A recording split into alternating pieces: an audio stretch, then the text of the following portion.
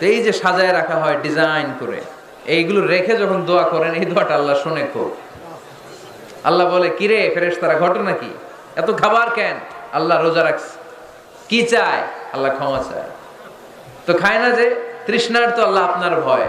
আমার দেখছে না, আল্লাহ আপনারা দেখে নাই। জান্নাত দেখে নাই, আমার জাহান্নাম দেখেছে আল্লাহ কিন্তু জানে। তারপর ফেরেশতাদের মুখ থেকে বের করা হবে। সুবহানাল্লাহ পড়েন।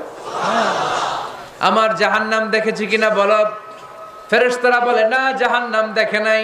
আমার জান্নাত দেখেছে কিনা বলো। জান্নাতও দেখে নাই, কিছুই দেখে নাই, আপনারও দেখে নাই। আল্লাহ এবার খুশি হয়ে যাবে।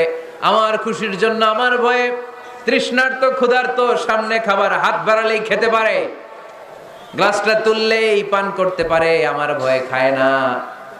আমার ক্ষমা চায়, আমার কাছে ক্ষমা প্রার্থনা করে। এখন আমার বান্দা